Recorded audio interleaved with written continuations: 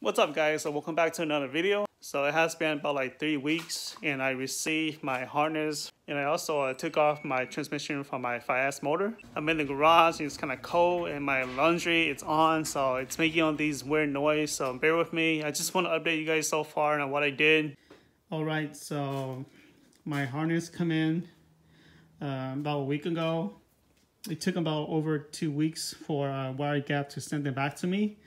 I already checked it out. They did a great job at it, so hopefully everything goes smooth, plug and play. And last weekend I was able to take off the transmission from my 5S motor. I already try to clean it, try to pressure wash the transmission, get all the nasty grime off as much as I could. There are some parts that it's kind of hard to get off, like this area here, because you have this sensor right there, so it's just kind of hard to brush off all those, grime. I already swapped out a new throttle bearing. And what else? So I spray paint the valve cover into a dark red color. It's more red when the sun hits. Right now, it's not hitting the sunlight, so it's kind of dark. And I also install ACT flywheel and the clutch and the pressure plate. And I just want to share a mistake that I made while installing the flywheel. My mistake was I used the stock 4th gen 3S GTE flywheel bolt, which is a whole lot shorter.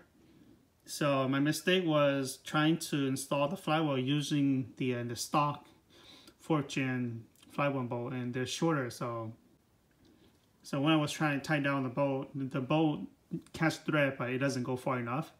So it doesn't torque, and when I'm trying to torque it down, the bolt just keeps spinning. So I realized that maybe I did something wrong. I undo everything and took out the bolts. Luckily, I only damaged one of the external thread.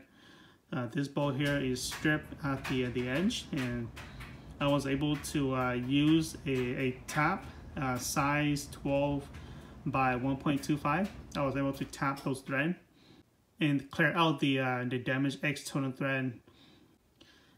I ordered a new set of flywheel bolt from Prime, and they're a lot longer, and they were able to go all the way in.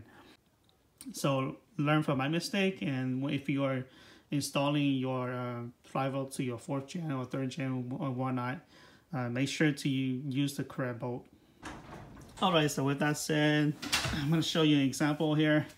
So this is the stock 4th gen skid plate. This one is very thin. As you can see, it's very thin.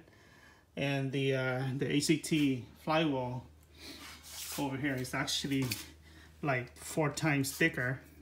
That's why the stock bolt here are shorter. So I emailed Prime, and the owner of Prime told me that I need to buy the correct bolt for the flywheel. So that's what I did, and I was able to install them.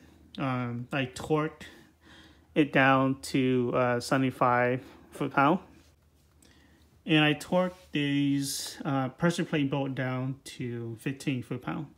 I checked the manual, and it's recommended 14 foot-pound, but I did 15 foot-pound on all of them. Alright guys, so my plan for today is actually I'm going to install my intake manifold, and I'm also trying to put the harness back on too, and hopefully try to get as much done as I can tonight, and then maybe tomorrow as well, trying to put everything back together onto the engine, and hopefully by Sunday I can finally put this motor into my car. Okay, so this is the back of the engine. I want to remove these paper towel here out of the way, and I will be putting the fuel injectors and the fuel rail and all that back in. And after that, install the harness, follow the fuel injector, and then I can finally put the intake manifold on. Alright, so I got the fuel rail and the fuel injector on. I didn't buy new injectors because the injectors are still looks pretty good. I mean, they're not like new, but they still look pretty good, so I decided to reuse them. And with these bolts right here, I torqued them down to 14 foot-pounds.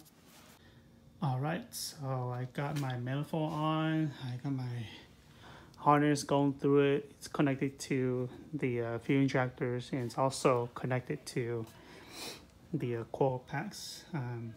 They're all plug and play. It seems pretty easy and simple because usually one connector only fit the correct one. So right now I'm trying to figure out where all these hoses is connected to. I took some photos, so I'm gonna go back and check the photo to see where these hoses are going. All right, so 1 hour and a half later, and I got most of this side from the intake manifold, all these vacuum hoses all plug in. I used this fuel line here. This is from my 5SFE because the one on the 3S was cut off, so I have to use my 5SFE. So far, I reused the hoses from the 3S GTE. If any hoses that I need, I might have to modify. Or if any from my 5S that fits, I could use the hoses from my 5SFE as well. There are a few wires on this side. I believe there's connected to the transmission. And this as well. There are only 2 plugs that goes into the transmission, so I'm pretty sure it's this one and that one. Here on the transmission, there's this one, and there's that one. There's only 2 plugs so far. So good morning, guys. So it is another day, and today I am going to install the alternator brackets, and everything else that needed to be installed. All right, so I will reuse the 3S GT alternator. And I will reuse this tensioner pulley here as well. And as for my harness, these here is connected to the alternator. And over here on this side with these relay here, this connect to my relay box or fuse box inside my car. And I believe that is it. This go to the starter. This goes to the battery. I have the negative terminal taken off. I will install that as well once the motor is in. And this is just an air sensor that goes into the intake pipe. And this hose right here connected to the free rail.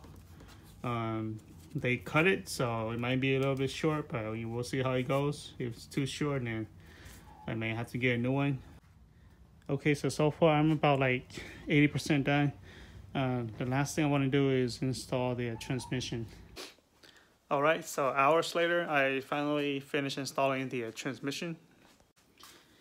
Gotta say, it took me like a while to install the transmission because it was so heavy. Luckily, I have this hoist here to help me out. I had to use this chain here to strap around the transmission so I could lift it up and try and level it to the flywheel, and I could just try to push it in and try to wiggle back and forth to make sure it's going all the way. So as of now, there's not much to do. There are still some hoses that I haven't had time to put it back. So this is the coolant hose that goes into the radiator, and I believe this is the temperature hoses that goes into the firewall.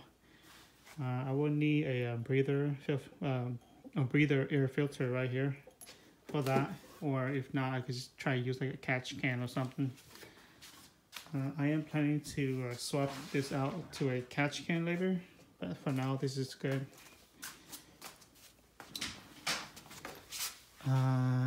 Okay, I think back here is good. These plug-in goes right here. So I'm not gonna plug it yet. I'm gonna wait till I put this motor into my car before I plug that in. This here goes into the power steering pump. So I'm gonna wait till the engine's in as well to plug this in. Today is the next day ready. I am ready to put my motor in. I am just waiting for my buddies to get here to help me put the engine in. Man, I mean, the last minute I had to go and broke a bolt. So as I lift up my motor, I was trying to torque down the transmission because last night I didn't torque it. I just tied it by hand, and I broke one of the bolts, man. It really sucks. All right, so the bolt that I'm broken off, torquing it down is actually this one right here. So half of the bolt is actually on this side of the transmission, as you can see right there. Eventually this transmission will give out. So I'm just gonna leave it as is for now because I am like very close to put the engine in. I don't have time to, you know, drill that out or tap it out. There's plenty of the bolt that's holding onto the transmission. So I believe I should be good. All right, so with that did and done, I just have to wait for my friends to get here. My friend, he's actually, he built 3S GTE motor many times before. So I will wait till he gets here to, you know, give me more advice on that, see if it's safe to go or whatnot. All right, guys, so after 4.5 hours, I finally got my motor in. I just want to give a huge shout out to my friends or my brother-in-law. They came by and helped me out. Man, without them, it's going to be a pain putting this motor in. All right, so here we go. 4.5 hours later, I finally got this in. The most difficult part is actually the motor mounts, trying to align the engine into the motor mounts.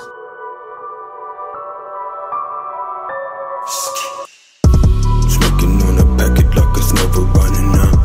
All I got is water, see you thirsty in the drought. All the shit I wrap a fucking dick go Oscar Brown. 50 flipping tablets while your dancers at the pound.